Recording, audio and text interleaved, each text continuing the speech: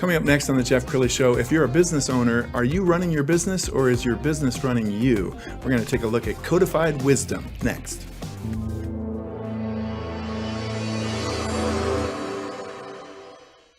Many are predicting that the worst is yet to come, which is unfortunate, said one person here. Until now, they've enjoyed the reputation of being the nation's icebox. Watched a burglar in his home this morning by webcam. As a journalist of over 25 years, stories are what make my world turn. Reporting live from the Dallas newsroom tonight, Jeff Crilley, Fox 4 News. But in 2008, I took the jump from my familiar life and started a PR firm from my home. We're talking about anyone with a camcorder like the one I'm using becomes a television network. We started slowly growing the company, and we now have over 100 clients, and we've branched into the world of live digital broadcasting. I now own 8 different TV studios and have a huge team, and the stories that I now get to share are sometimes the most important of my life.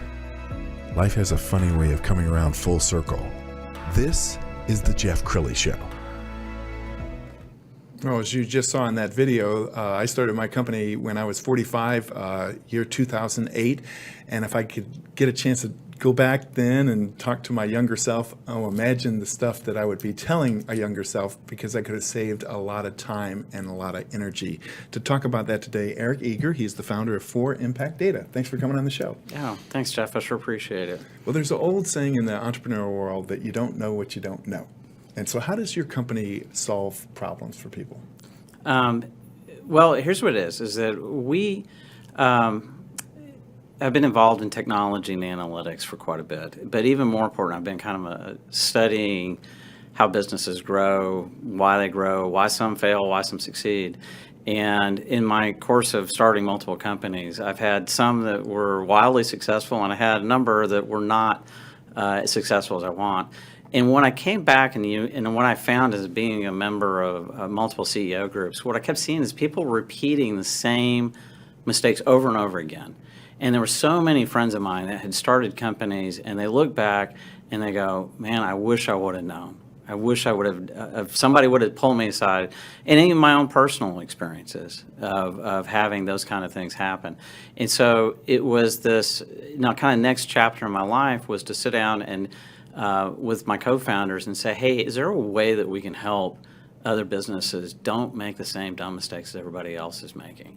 So what we ended up doing is saying, marrying together technology with the wisdom and expertise of others. So it's not artificial intelligence, it's proven people that have done these things. And we saw models and we saw things that happened repeatedly over and over again and said, hey, if there's a way that we could build that into technology, make it affordable to help our fellow businesses not make the same mistakes and have access to wisdom and knowledge so they might have a greater chance to success than many of us that weren't so lucky and had to make the mistakes of learning on our own. Outstanding. We're going to talk more about Codified Wisdom in a second, but let's watch this overview video. Let us consider a fact. There are 15 million businesses in the U.S. and only 5% grow bigger than 20 employees. This tells us that building a business is hard. Many companies struggle to make it or even shut down, all because they didn't know what they didn't know. Do you know? How loyal are my customers? Do we have enough cash? Will banks lend us money? Are my employees about to burn out? This is a challenge for most, until now. Introducing BizEKG with Codified Wisdom. It's like having a smart health device that monitors your business's key vitals. It has built-in advice, implements quickly, integrated with your data for one low price per month. It helps you keep focus on answering the important questions you should be asking. You deserve affordable access to impactful data to give you a greater chance of success. Get started today and subscribe to a better way of running your business at 4impactdata.com. Wow, that's really impressive. Tell me one of your favorite stories of a client you've helped. Well, here's what happened is that in many cases of businesses, we get all excited about analytics and we do some things. But we had one business, and what happened is that they had customer sales that were what we call leakage. Is that what happens is businesses kind of drift away and didn't even know it.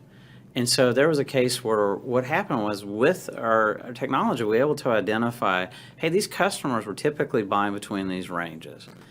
and then all of a sudden they would drop without, outside of the typical range of them buying. And so what they were able to do was that basically the technology was able to provide them information to say, hey, these customers who usually typically buy between X and X range suddenly dropped off in the last 90 days. And so they were able to get a list, and the system would proactively push to them a list of information of those customers that dropped off, and they could get it to their sales and customer team and get back with those customers before it became too late, and they would lose customers. So now, unbeknownst to us, they've become dependent on identifying those clients who have not have bought. It literally impacted their business that we didn't even think about. Sure, and I know in some retail, it's just a handful of customers that make up all the sales. And so it would be wise for a retailer to concentrate on the people who are doing the most buying. Is that right? Yeah, but it's even more important also is that you got to take care of those top customers. But what happens is you have a lot of customers who may be in that mid-range that you don't even know that have the possibility to be one of your top customers, but they drift away before they could even grow into that. And so identifying, but also keeping a handle on your top customers, but also the ones that have the possibility. And so having the identifying and knowing that can significantly impact your business. It's probably very eye-opening for some of your clients to be confronted with the data and sometimes discovered that a division is losing money that they didn't even know, and they're spending a lot of resources on a kind of a money-losing venture. Is that right? Absolutely. Most of the time, most businesses, what happens is that you're so busy running around doing the business. How many times have you had businesses, business owners, you get all excited about a new leadership methodology or a new system, and then they come in Monday and they're all excited about it, and by 10:30 Monday, I'm putting a customer issue out. I've got a truck that did it. I got shipments not coming in. The business just gets caught up, and you're just so busy trying to what I would call survival mode. And so what happens is that you're too busy putting, and in today's world, the speed in which you have to react, you don't have time. You just don't have time anymore. And so it is eye-opening to all of a sudden, when you sit down and you catch your breath at the end of the day, you're just trying to survive, make payroll, and all these fun things of running a business. And then when you sit down and identify these things that, whoa, I didn't know that. I had no idea. And it's not like you're not working hard, because the answer for a lot of business owners is I'll just work harder. I can't hire somebody to go do that. I can't afford it. So I'll just put in the extra hours. And working in extra hours doesn't necessarily get the results you think, because we're all good at different things, and we're not good at everything. And I know we're in a process now in our economy where a lot of young people are saying, that's it, I don't want to work for the man anymore, I'm going to go out on my own. But the statistics are that many businesses will fail. Is that what you've discovered? Yeah, I've spent a lot of time, and I've seen it's consistent. Decade and decade, in and out, 50% of the businesses that start today, 50% are not going to be around 5 years from now. But in that theme of, okay, well, why are they failing? What is the thing that's the reason why most businesses are failing? Well, there's about three main areas. One of them is that most business entrepreneurs are started by two types of people. Either you're a great engineer and build a great product, or you're a great salesperson. Very few financial people start businesses, and there's some out there, and I want to acknowledge my financial friends out there. But most of them is because number one reason is financial management. They don't understand the finances of running a business. The second main reason is understanding their customers and customer fit. So identifying and staying around long enough to find that market fit and where to service that niche of customers you're looking to help. And the third main reason is the lack of business. You hire friends and family. I've started many businesses, and how many times have you, I've grown to a certain size, and I've run out of friends to hire. Sure.